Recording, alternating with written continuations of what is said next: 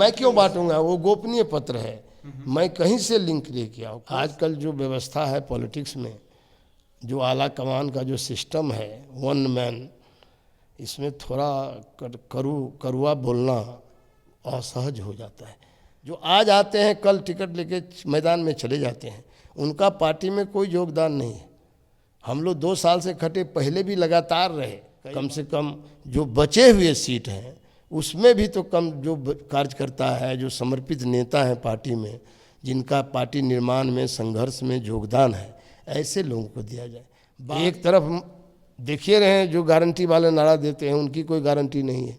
विपक्ष में भी कोई गारंटी वाला नहीं आएगा तो विपक्ष का भविष्य क्या होगा, ये भी चिंता का विषय। सब घर देखा एक के लेखा। तो मनुवाद के विरोध करने वाले लोग हैं, वो मनीवाद का शिकार हो रहे हैं, चाहे जहाँ भी रहे हों, जिस भी गठबंधन में हो, जहाँ भी हो। किसी भी पॉलिटिकल पार्टी में आज आंतरिक जनतंत्र महफूज नहीं है। नमस्कार, मैं विष्णु नारायण द जनताना के लिए पटना बिहार से। इस समय टिकट कटने और बंटने का दौर है। बिहार के भीतर या देश भर में कहीं दलों का विलय हो रहा है, कहीं नए नए दल जो हैं अलग अलग गठबंधनों में, दलों में शामिल हो रहे हैं, टिकटों का बंटवारा। तो इस बीच एक और लेटर की चर्चा होने लगी है, और वो लेटर समाजवादी नेता देवेंद्र प्रसाद यादव, जो केंद्रीय मंत्री रहे किसी दौर में और कर्पूरी ठाकुर जी के लिए इस्तीफा भी दिया, उन्होंने एक लेटर लिखा है। हालांकि वो लेटर उन्होंने अपने राष्ट्रीय अध्यक्ष लालू प्रसाद जी के लिए लिखा था, मगर वो मीडिया में वो लेटर और उसका जो मंतव्य, मंशा जो है वो तैरने लगी है। सर, वो लेटर लिखने की क्या ज़रूरत पड़ी आपको? देखिए, जब मुझे लगा कि जो सामाजिक न्याय, धर्मनिरपेक्षता का सिद्धांत और जो इस धारा है, वो धारा में जो तौर तरीका है टिकट बंटवारे का, उससे कहीं न कहीं वो बाधित होता है, खलल पहुंच रहा है उस धारा को। तो हमको इस धारा को बचाने के व्यापक तरीके से बचने के लिए राष्ट्रीय अध्यक्ष ही सक्षम है कि इस पर विचार करेंगे। कम से कम जो बचे हुए सीट हैं उसमें भी तो कम जो कार्यकर्ता है, जो समर्पित नेता हैं पार्टी में, जिनका पार्टी निर्माण में, संघर्ष में योगदान है, ऐसे लोगों को दिया जाए। बाहरी लोग आयात करके लाना, इम्पोर्टेड लीडर को यहाँ टिकट मिल रहा है। जो आज आते हैं कल टिकट लेके मैदान में चले जाते हैं, उनका पार्टी में कोई योगदान नहीं है। हम लोग 2 साल से खटे, पहले भी लगातार रहे, कई बार हटे गुटे, हमने कभी अवहेलना नहीं किया। बड़े भाई जब भी बुलाए हमने, चूँकि धारा ऐसा है जिस धारा से हम लोग जुड़े हुए हैं, हम लोग समझौता करते हैं, लेकिन सिद्धांत से हम समर्पण नहीं कर सकते। सर, हमारी कमजोरी। एक चीज़ मैं आपसे पूछूं, देवेंद्र यादव का इतना लंबा पॉलिटिकल करियर, इमरजेंसी से लेकर के अब तक का, क्या खरी खरी कहना आपके खिलाफ जाता है? मैं समझता हूँ सच बोलना कड़वा लगता है। आजकल जो व्यवस्था है पॉलिटिक्स में, जो आला कमान का जो सिस्टम है, वन मैन, इसमें थोड़ा करुआ बोलना असहज हो जाता है। पहले नहीं होता था, आंदोलन में तो सब कुछ चलता था। अब पता नहीं ये नया एक कल्चर आ गया है, संस्कृति आ गया है, कठोर बोलना ही अपराध हो गया है। लेकिन हमको उसका गम भी नहीं है। कठोर सच तो हम बोलेंगे, चूँकि हम समाज के हित में बोल रहे हैं। देखिए, चालाकी से समाज का, राष्ट्र का, देश का, प्रदेश का भला नहीं हो सकता है। विश्वास से और चरित्र से ही देश का, इसलिए हम विश्वास को चाहते हैं नहीं टूटे। मैं तो उनके हित में पत्र लिख रहा हूँ, पार्टी के व्यापक हित में पत्र लिख रहा हूँ। मेरा कोई व्यक्तिगत विरोध उनसे नहीं है, वैचारिक मामला है। विचारधारा बचे, संरक्षित रहे, ताकि जो लोकतंत्र पर आज खतरा है, जो संविधान पर खतरा है, उस महफूज रहे लोकतंत्र। इसकी ये आखिरी लड़ाई है। सर, आपने तो वो पत्र जो है वो मीडिया को बांटा नहीं? मैंने बांटा नहीं। आपने बांटा नहीं, और आपके पार्टी मैं क्यों बांटूंगा, वो गोपनीय पत्र है। मैं कहीं से लिंक लेके आऊँ, कोई साबित कर दे कि मैं कभी पत्र किसी को दिया। आज आपको भी नहीं दे सकते हैं, मेरे लिए ये दिक्कत है।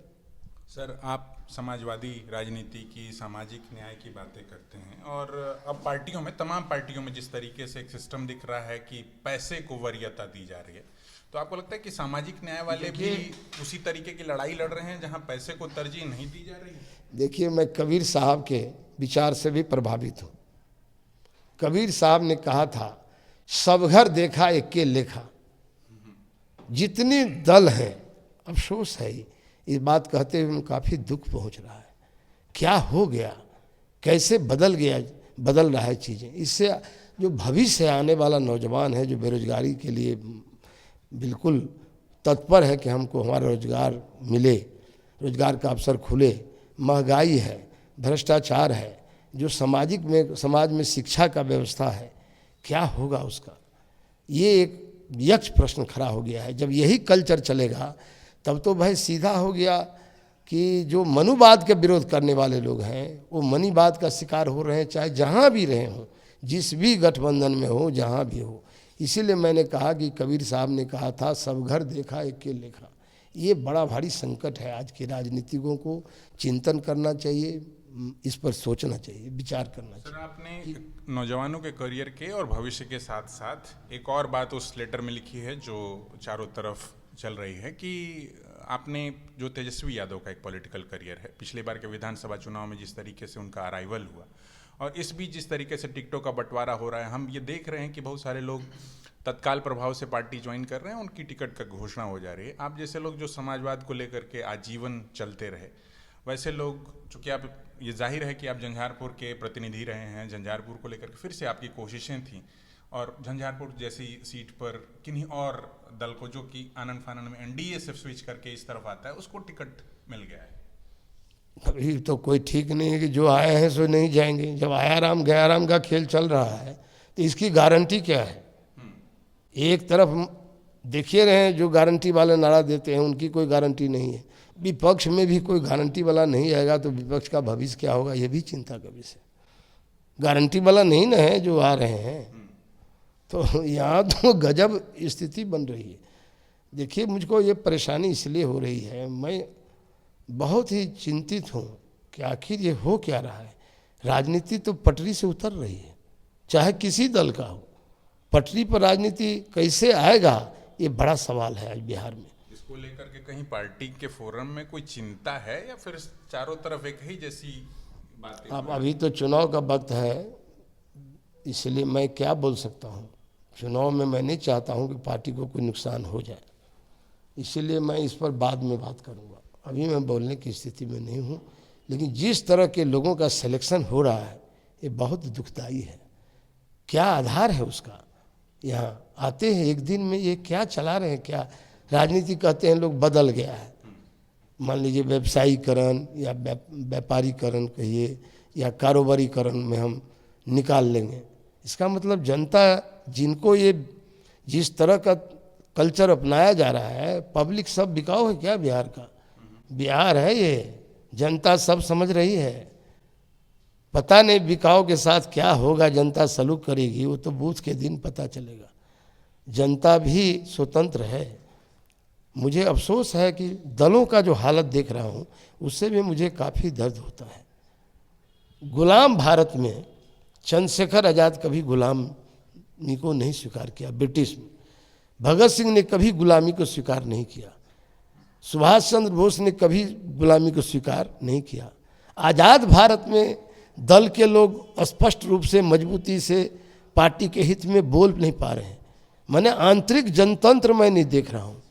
तब आंतरिक जनतंत्र जब महफूज नहीं है दलों में, सभी दलों की बात मैं कर रहा हूँ, किसी भी पॉलिटिकल पार्टी में आज आंतरिक जनतंत्र महफूज नहीं है। तो जब आंतरिक जनतंत्र महफूज नहीं है तो लोकतंत्र बचाने की लड़ाई लड़ने वाले का नैतिकता कहाँ जाती है। क्योंकि democratic dictatorship is more dangerous than dictator. आपको लगता है, अंतिम एक सवाल मैंने पूछ लूं। लोकतांत्रिक तानाशाही ज़्यादा खतरनाक है तानाशाही से, चूँकि वो तो कहता है, तानाशाह तो कभी नहीं कहता है कि हम विपक्ष के लोग लगातार नरेंद्र मोदी की सरकार पर एक डिक्टेटरशिप का आरोप लगाते हैं और उसके खिलाफ लड़ना चाहते हैं। तो आपको लगता है कि वैसी सलाहियत बची है या फिर? दोनों को विचार करना होगा। जो पॉलिटिकल पार्टी के लोग हैं वो भी अपने दल में आंतरिक जनतंत्र को महफूज रखे तो लोकतंत्र की लड़ाई ज़बरदस्त होगी। जो तानाशाही गुलामी की ओर देश को ढकेला जा रहा है इस अमृत काल में, उसको वही लोग बचा सकते हैं जो दल के अंदर आंतरिक जनतंत्र को। विपक्ष में वैसा सीरियसनेस दिखाई पड़ रहा है कि नरेंद्र मोदी को उखाड़ फेंकने का? अभी तो भाई जितना सीरियस, इसीलिए तो मैं पत्र लिखना पड़ा। गंभीरता, उतनी सांप्रदायिक ताकत से लड़ने की जो गंभीरता होनी चाहिए उसके ज़्यादा बजाय है कि अपने दल के अंदर अच्छे अच्छे कार्यकर्ता, अच्छे समर्पित कार्यकर्ता और नेता को नज़रअंदाज कर उनकी भावनाओं को ठेस पहुंचाया जाए। ये प्रायोरिटी हो गया है।